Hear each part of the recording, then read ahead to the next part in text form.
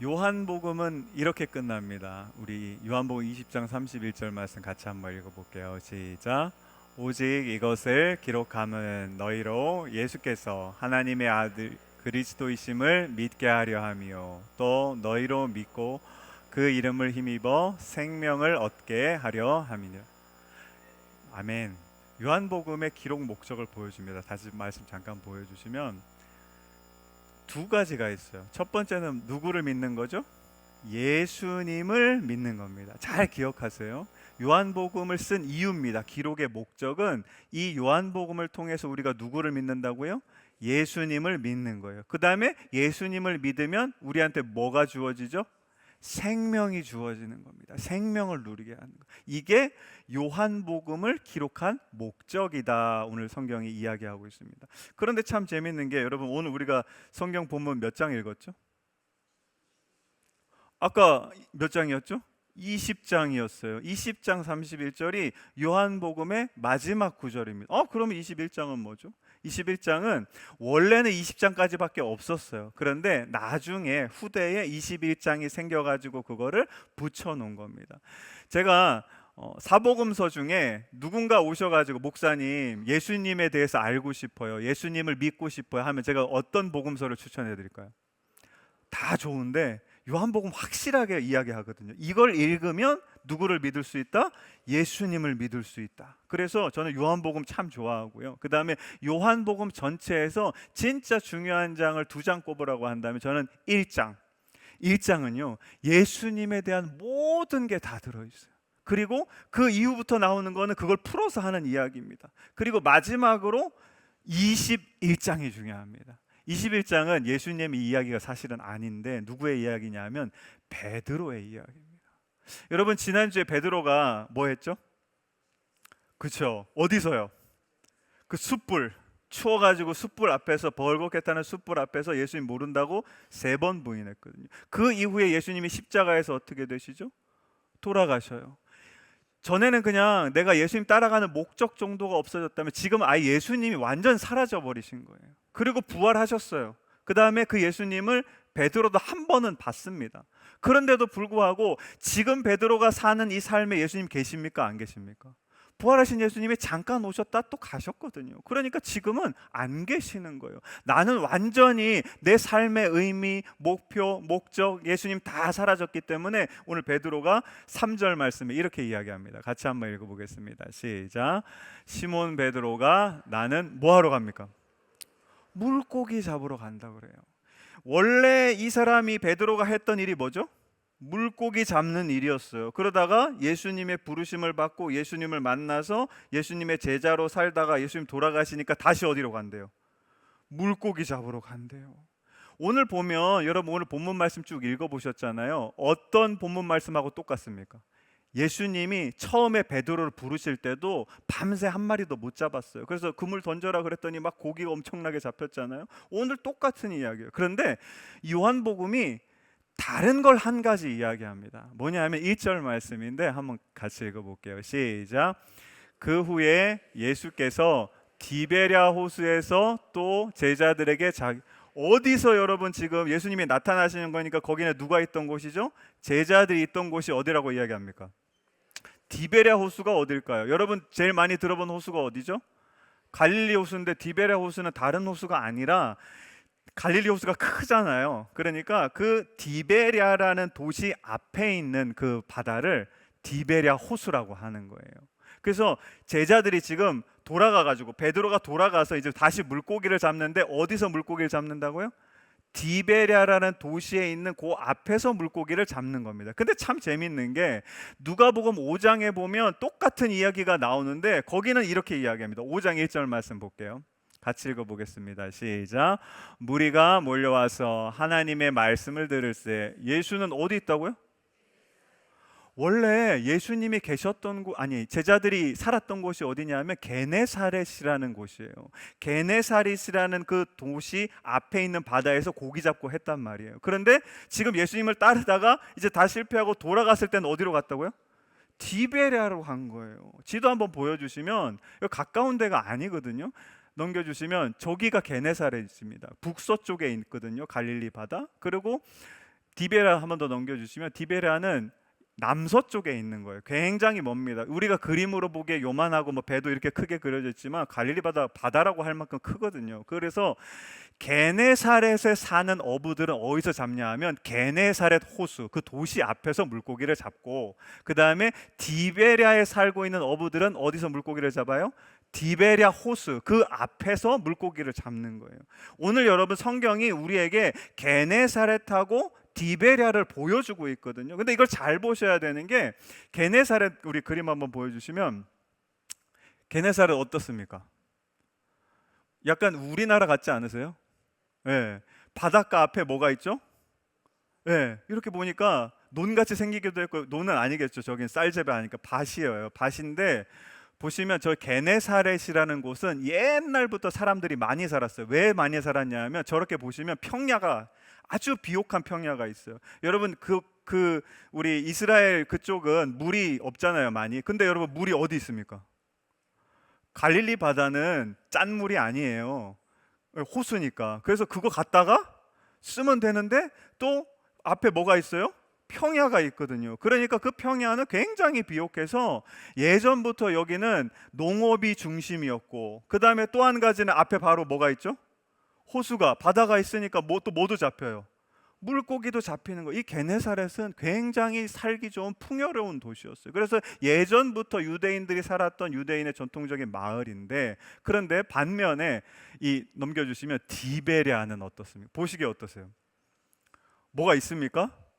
평야 같은 게 없죠. 다 산지 지형이고, 그 다음에 광야 같은 곳이 이 디베랴예요. 그래서 원래 이 디베랴에는 도시가 없었어요. 그런데 여러분, 자, BC랑 AD 아시죠? BC가 뭐죠? Before Christ니까 예수님 태어나기 전. AD는 아노 도민이라고 그 해, 그 주님의 해라는 뜻인데, 그러니까 예수님이 태어나신 해부터가 AD 1년이에요. 근데 AD 20년이니까 예수님이 사역을 시작하기 한 10년 전쯤에 헤롯 대왕이 거기다 뭘 이제 건설하냐면 도시를 하나 건설해요. 로마 황제를 위해서. 거기가 디베랴라는 도시인 거예요. 근데 여러분 보세요. 도시를 건설하려면 뭐가 필요할까요? 예나 지금이나 똑같습니다. 돈이 있어야죠. 돈이 있어야 뭐 사람 사고 재료 사고 해서 도시를 건축을 하죠. 그래서 이 헤롯 대왕이, 여러분 돈을 어디서 구할 수 있을까요? 제일 쉬운 게 뭡니까? 세금 걷는 거예요. 그래서 뭘 했냐면 이 헤롯 대왕이 디베랴에서 고기를 잡는 어부들, 거기는 여러분 농사 짓는 사람이 없으니까 누구한테만 세금을 매길 수 있어요? 어부들한테만 매기는 거예요. 어부들한테 무슨 세금을 매겼냐면 배의 크기에 따라서 세금을 내게 했어요. 그러니까 가가지고 어획량이 뭐 1톤이다. 그럼 1톤의 세금을 받는 게 아니라 일단 출항하면 뭘 내야 돼요? 세금을 내야 되는 거예요. 배가 이만하면 이만큼 내야 되고, 요만하면 요만큼 내야 되고. 그리고 또 한 가지는 뭐냐면 특산품이 거기 있습니까? 없어요. 근데 뭘 수출해야 돈을 벌 거 아니에요. 그래서 뭘 만드냐 하면, 당시에 여러분 이 생선을 오래 보존할 수 있는 게 기술이 한 가지밖에 없었어요. 염장법. 그래서 염장 공장을 딱 만들어 놓고 자기가, 그다음에 어부들한테 뭐라고 할까요? 고기 잡으면 모조리 다 헐값으로 이 공장에 넣으라고. 그게 AD 20년 부근부터 이제 시작된 거예요. 그래서 한 10몇 년이 지나고 13년이 지나고 나서 베드로가 돌아간 겁니다. 그러면 잘 보세요. 디베랴에 살면 여러분 어부로 산다는 건 뭐냐면 굉장히 힘든 삶. 옛날에 게네사렛에서는 아주 풍요롭게 살았는데 가봤더니 세금 내야 되죠. 그 다음에 고기도 제값 맞고 못 팔죠. 얼마나 힘든 삶입니까? 근데 여러분 오늘 성경 말씀 3절이 이렇게 이야기합니다. 같이 한번 읽어볼게요. 시작. 시몬 베드로가 나는 물고기 잡으러 가노라 하니 그들이 우리도 함께 가겠다 하고 나가서 배에 올랐으나 그 밤에 아무것도 잡지 못하였더라. 아무것도 못 잡으면 그날 굶는 건 당연한 거예요. 근데 여러분 뭘 내야 됩니까? 세금을 내야 되는데 그거 낼 돈도 없는 거예요. 보세요. 베드로가 예수님이 인도하시는 예수님의 제자가 돼서 그 길을 따라가면 여러분 그 삶은 참 괜찮은 삶이었어요. 뭐 부족한 것도 있었지만 예수님이 다 해결해 주는 삶이었는데 그 길에서 벗어나자마자 어떻게 됐을까요? 내가 마주하는 삶이 나는 돌아가면 이전처럼 게네사렛에서 살았던 것처럼 좀 풍요롭게 살 수 있겠지 고기 잡으면서 절대 그렇지가 않습니다. 우리가 여러분 예수님을 따르는 길에서 벗어나게 되잖아요. 그러면 정말 우리 삶에 힘든 것들이 생기고 어려움이 생기는 거예요.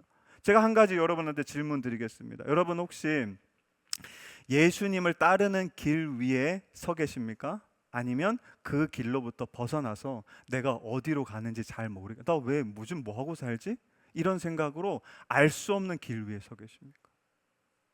곰곰이 생각해 보셔야 돼요. 그런데 여러분 이거를 쉽게 알 수 있는 방법이 한 가지가 있는데 어거스틴이라는 분이 그의 책 고백록에서 이렇게 이야기합니다. 우리 넘겨주시고 한번 같이 읽어볼게요. 시작.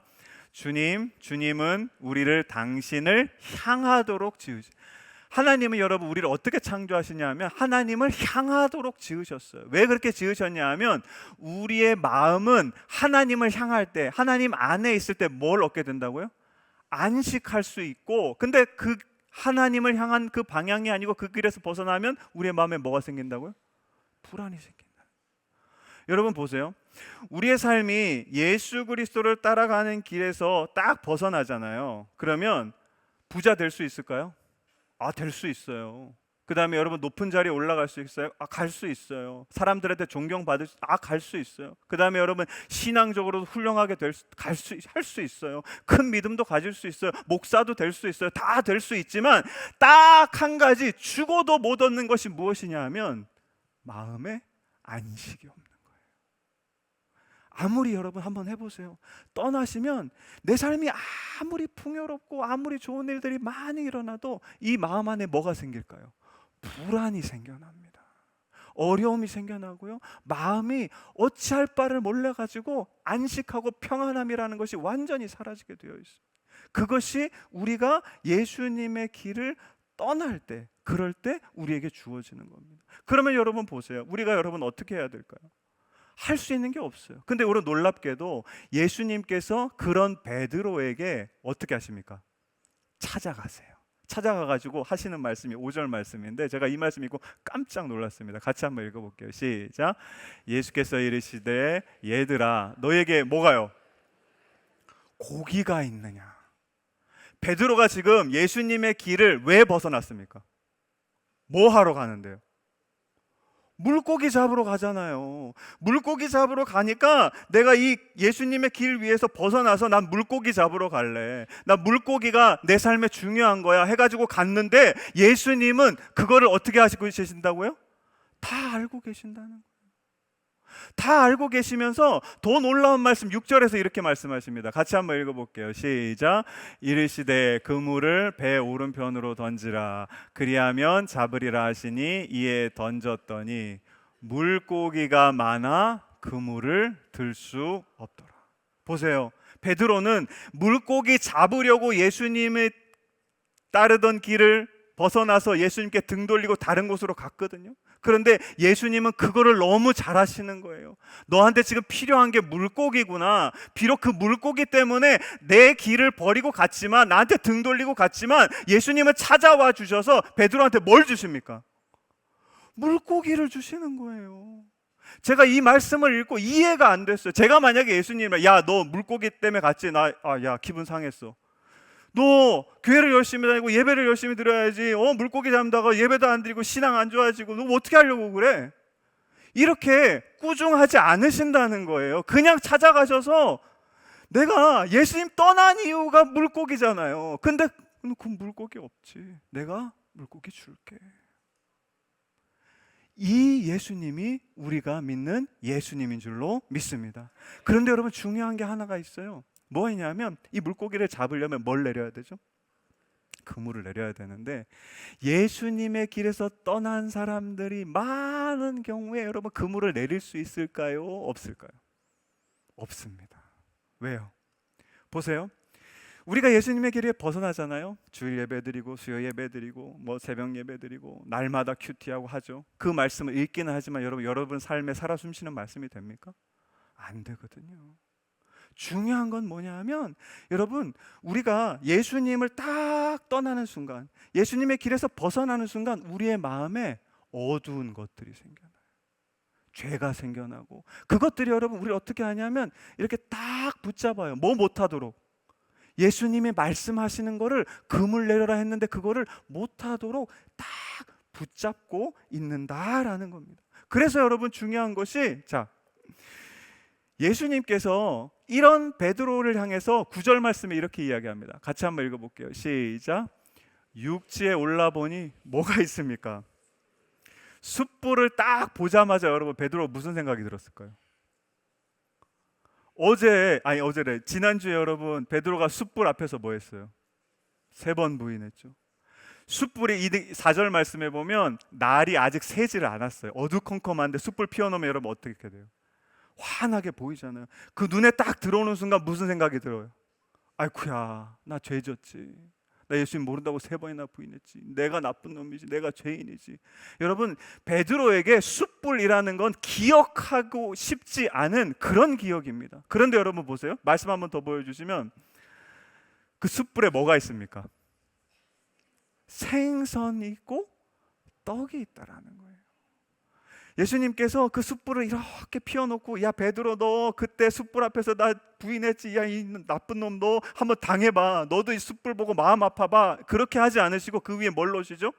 생선, 떡을 놓으시고 이어지는 말씀에 뭐라고 말씀하시냐 하면 12절에 이렇게 이야기합니다. 시작. 예수께서 이르시되 와서 뭘 먹으라고요? 조반이 뭡니까? 아침 식사거든요. 여러분, 아침은요, 우리가 잠을 자고 일어나서 세수하고 이빨 닦고 처음에 먹는 걸 아침이라고 해요. 그러면 여러분, 아침을 어디서 먹죠? 집에서 먹죠. 아침 누구랑 먹죠? 가족들이랑 식구들이랑 먹는 거예요. 오늘 보세요. 예수님의 용서는 이런 겁니다. 예수님이 그냥 우리한테 와가지고, 아 그거 부인한 거 괜찮아, 나 용서해줄게, 나 기억 안 해, 이렇게 말씀만 하시는 분이 아니에요. 그러면 여러분, 우리가 또 살다 보면 불 보면 무슨 생각이 듭니까? 아, 내 죄책감이 들고 그러잖아요. 근데 보세요. 예수님은 그 숯불에 대한 기억을 완전히 바꿔주시는 거예요. 부인했던 그 숯불이 아니라 이제는 여러분, 베드로의 눈앞에 있는 그 숯불은 그 위에 뭐가 놓여져 있습니까? 예수님이 주시는 생명과 떡과 물고기가 놓여져 있고, 그리고 예수님이 여러분 뭘 하시냐 하면 아침, 즉 너는 이제 나를 부인하고 떠났던 사람이 아니라 다시 내 가족이야 하고 끌어안아 주시는 거예요. 이제 여러분, 베드로가 숯불을 볼 때는 부인한 기억이 아니라, 아 예수님이 내가 부인했지만 어떻게 하셨지? 나에게 조반을 차려주시고 나를 한 가족으로 다시 안아주셨지. 이 기억으로 변화되게 되는 겁니다. 사랑하는 성도 여러분, 우리가 예수님의 길에서 벗어나잖아요. 그러면 우리 마음에 상처도 있고요, 죄도 생기고요, 죄책감도 생기고요, 어쩔 수 없는 어두움이 생겨요. 근데 여러분, 오늘 예수님께서 뭐라고 말씀하시냐면, 괜찮아, 그것들도 내가 어떻게 주시겠다? 깨끗하게 치유해 주시겠다 말씀해 주시는 것입니다. 그래서 여러분, 우리를 그냥 두지 않으시고 찾아오셔서 필요한 물고기 주시고 우리 마음에 있는 상처, 죄, 죄책감 다 용서해 주시고, 그리고 여러분 놀라운 게 또 11절 말씀입니다. 우리 11절 말씀 같이 한번 읽어볼게요. 시작. 시몬 베드로가 올라가서 그물을 육지에 끌어올리니 가득 찬 큰 물고기가 153마리나 이같이 많으나. 보세요. 물고기가 어떻습니까? 큰 물고기인데 몇 마리라고요? 우리가 이 말씀을 보면 우리 시선이 여러분 어디에 고정됩니까? 야, 예수님을 따라갔더니, 예수님 하란 대로 했더니 큰 물고기가 153마리나 되더라. 이거에 우리의 초점이 딱 맞춰지거든요. 근데 보세요. 많은 학자들도 저 153이라는 숫자를 연구를 합니다. 어떤 학자는 이렇게 이야기하고, 어떤 학자는 저렇게, 어떤 학자는 뭐 곱하고 하면 153이 나옵니다. 뭐 이런 이야기를 하거든요. 근데 여러분 보세요. 저 153이라는 숫자는 중요하지 않은 거예요. 그럼 뭐가 중요하냐? 우리 맨 마지막 구절 같이 한번 읽어볼게요. 시작. 그물이 찢어지지 아니하였더라. 보세요. 153마리나 되는 큰 물고기가 있으면 뭐예요? 그물이 딱 찢어지면 어떻게 됩니까? 그게 153마리든 1530마리든 15,000마리든 그물 찢어지면 어떻게 됩니까? 다 끝나는 거예요. 우리 인생이 그래요. 언젠가는 내 손에 이만큼 쥐고 있는 것 같지만 예수님께서 그 그물 지켜주지 않으시면 어떻게 될까요? 한순간에 모래알처럼 다 흘러져 버리는 거예요. 여러분, 예수님이 오늘 보세요. 우리가 베드로가 한 게 아무것도 없어요. 그냥 예수님, 나는 그냥 고기 잡으러 갈게요. 예수님의 길에서 떠나서 예수님 등지고 갔어요. 그런데 거기에 누가 찾아가십니까? 예수님 찾아가시고, 예수님이 야, 너 물고기 원하지? 다 아시고 오셔서 물고기도 주시고, 그 다음에 뭐 하십니까? 나한테 못 나오게 하는 상처, 죄책감들 다 치유해 주시고, 그리고 그 물고기를 잃어버리지 않도록 뭐까지 지켜주십니까? 그물까지 찢어지지 않게 다 지켜 보호하여 주시는 줄로 믿습니다. 이 이야기가 여러분 13절에 등장합니다. 우리 같이 한번 읽어볼게요. 시작. 예수께서 가셔서 떡을 누가 가져오십니까? 예수께서 떡을 가져다가, 여러분, 그들에게 누가 주십니까? 예수께서 그들에게 주시고, 예수께서 생선도 가져다가 예수께서 그들에게 주셨더라. 누가 다 하십니까? 예수님이 다 하시는 거예요. 예수님이, 우리가 여러분 그럴 때 있어요. 정말 어떤 삶의 상황들 가운데 내가 예수님의 길을 따라가다가 그 길에서 벗어나고, 때로 예수님을 향해서 등을 돌릴 때도 있고, 예수님 모른다 이야기할 때도 있고. 그런데 여러분, 예수님은 우리가 어디에 가 있던 어떤 모습이건 그곳에 찾아가시는 거예요. 찾아가셔서, 비록 여러분 우리가 물고기 때문에 떠났지만, 너 지금 원하는 게 물고기구나, 내가 물고기 줄게. 그리고 네 마음에 있는 상처, 죄, 그런 것들 있지, 내가 다 용서해 줄게. 그리고 그 물고기 잃어버리지 않게 내가 그물까지 다 지켜줄게. 이런 분이 우리의 예수님인 줄로 믿습니다. 그러면 여러분, 우리가 해야 될 건 뭘까요? 없어요. 딱 한 가지입니다. 오늘 요한복음의 결론과 똑같아요. 누구를 믿어야 되죠? 보세요. 우리의 믿음이요, 처음에 제자들을 예수님께서 부르실 때 제자들도 믿음 가지고 예수님 쫓아갔잖아요. 그 믿음과 오늘 이 21장에 베드로가 예수님 만난 믿음하고는 다른 거예요. 예수님이 그냥 나 부르시니까 우리 삶에 똑같습니다. 구원이라는 은혜를 주셨으니까 나 예수님 믿지, 여기서 정지해 있으시면 안 돼요. 계속 예수님과 함께 하면서 이런 일 저런 일 다 겪어보고, 이제는 여러분 21장에 우리가 어떤 예수님을 믿으셔야 하냐면, 우리가 어딜 가든지 찾아오시고 무엇을 원하든지 채워주시고, 우리의 어떤 상처와 죄까지도 하나님 예수님께서 치유해 주시고, 우리의 그물까지 지켜주시고, 내가 하는 거 하나 없지만 예수님이 1부터 10까지 100까지 다 해주시는 그 예수님을 믿으실 수 있기를 주님의 이름으로 간절히 축원합니다. 그럴 때 여러분, 우리의 삶이 뭘 누리냐 하면, 아까 여러분 기억하셨죠? 처음에 예수님을 믿으면 그 믿는 것 때문에 뭘 누리게 된다고요? 생명을 누리게 될 줄로 믿습니다. 제가 부끄러운 얘기 하나 하겠는데요. 저희 아버지가 제가 대학교 들어갈 때 목사 안수 이제 받으셨어요. 그래서 서울에서 이제 부교육자로 일하셨는데, 어떤 교회에서 제가 군대 갔다 와봤더니 집이 없어졌어요. 어디로 가셨냐 봤더니 개척교회를 하고 계시는 거예요. 그래서 제가 큰 아들이거든요.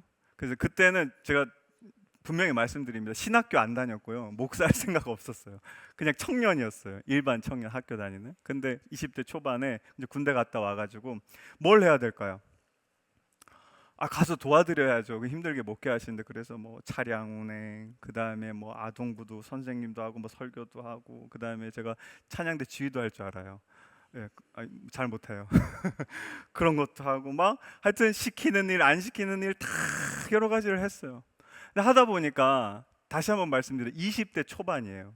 무슨 생각이 있겠어요. 그래서 가만 제가 보니까, 제가 찬양을 참 좋아하거든요. 그래서 예전에 온누리교회 그 찬양 집회하는 거 굉장히 많이 다녔었는데, 이게 멀어지니까 가기도 힘들고, 그다음에 예전에는 이제 아버지 사역하시는 그 교회는 그래도 규모가 있으니까 부교육자셨으니까 그래서 거기 있는 청년들하고 신앙적인 믿음의 이야기도 나누고 같이 즐겁게 지냈는데 그 개척교회는 청년이 저밖에 없어요. 그러니까 너무 힘든 거예요 이게. 그래서 한 그렇게 힘든 상태에서 몇 달을 지나니까 도저히 못 참겠는 거예요. 그래가지고 뭘 했냐면 어느 날 주일이었어요. 도망갔어요. 20대 초반입니다. 목사 아니고요. 주일날 교회를 빠지고 핸드폰 딱 꺼놓고 도망갔어요. 도망가가지고 어디 그 교회 근처 어디 저 산 뭐 계곡 이런 데 앉아가지고 탁 있는데 가자마자 어땠을까요? 너무 좋은 거예요. 막 온 가지 속박에서 다 벗어난 것 같고 야 너무 좋다 이랬는데 시간이 이제 조금씩 지나니까 여러분 마음에 막 처음엔 안식이 있었는데 그 다음에 뭐가 생길까요? 그게 다 사라지면서 막 불안이 생기는 거예요. 야 이제 큰일 났다. 이제 교회 가면은 성도들이 뭐라고 할까? 저 목사 아들이 저 교회 빠지고 주일날 도망갔대더라. 그 다음에 저희 아버지가 그때만 해도 무서운 분이셨거든요. 뭐 어떤 말씀을 또 하실까, 어떻게 무섭게 하실까 막 걱정이 이만큼 돼가지고 이제 집에 돌아가는 다저녁이 돼서 가는데 막 여러 가지 이유 핑계 막 이만큼 만들어가지고 딱 들어갔어요. 들어가서 이제 문을 딱 여니까 누가 보여요? 아버지 어머니가 딱 보이는 거예요. 그래서 제가 이제 마음의 준비를 하고 있었죠. 그래 욕하시면 듣고 뭐 말씀하시면 다 그렇게 잘못했다 그래야지 그랬는데 아무 말씀 안 하셔. 저희 어머니가 뭐라 그러셨냐면 배고프지 밥 먹자. 그래서 밥을 이렇게 탁 차려주시는 거예요. 제가 그 밥 먹으면서 진짜 많이 울었어요.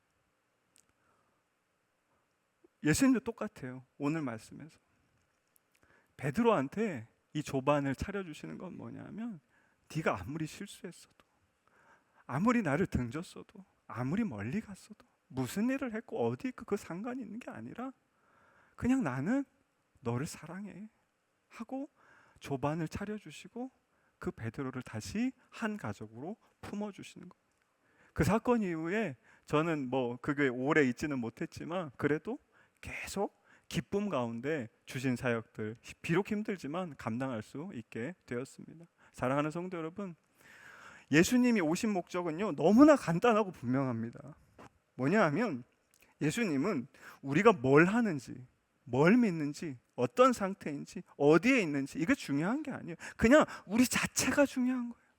우리 자체를 어떻게 하기를 원하시냐 하면 목자가 되셔서 하나님께서 준비하신 푸른 초장과 쉴만한 물가로 우리를 이끌어 가길 원해요. 그게 예수님의 유일한 목적이시고 이 땅에 오신 이유인 줄로 믿습니다. 사랑하는 성도 여러분, 어디 계셔도 괜찮아요. 막 하나님 욕하시고 예수님 욕하시고 등 돌리고 막 어떤 일 하셔도 괜찮아요. 여러분 이거 하나는 믿으시길 바랍니다. 그 자리가 어떤 자리건 여러분의 상태가 어떤 상태이건 그 자리에 누가 찾아가신다고요? 예수님 찾아가실 줄로 믿습니다. 그리고 놀라운 거는 예수님이 원하시는 게 아니라 내가 원하는 그 물고기 누가 채워주신다고요? 예수님이 채워주실 줄로 믿습니다. 우리 안에 설사 남아있는 상처와 죄와 죄책감까지도 예수님께서 깨끗하게 치유해 주실 줄로 믿습니다. 그리고 여러분 우리가 그 받은 은혜 간직하지 못하고 다 흘려버리지 않도록 우리의 그물까지 든든히 지켜주시는 분이 예수님인 줄로 믿습니다. 바라기는 이 예수님을 믿으실 수 있는 저와 여러분 되시기를 주님의 이름으로 간절히 축원합니다. 그래서 어디에 서게 무슨 상황 가운데 있으시든지 이 예수님과 함께 그 예수님께서 준비하시는 그 길 걸어가시며 예수님께서 주시는 놀라운 생명을 얻고 풍족히 누리시는 삶이 되시기를 주님의 이름으로 간절히 축원합니다. 이 시간에 우리 가능한 분들은 자리에서 일어나셔서 저 참 이 찬양 전 좋아하는데 보세요. 슬픈 마음이 있던지 몸이 병들던지 영혼이 병들던지 누구든지 괜찮아요. 누구든지 누구의 이름 부르면요 예수님의 이름 부르시면 그가 어떤 사람이든지 상관하지 않으시고 무엇을 허락해 주십니까? 구원을 허락해 주실 줄로 믿습니다. 이 마음의 고백을 담아서 우리 가슴에 손을 얹고 함께 찬양하며 나아가겠습니다.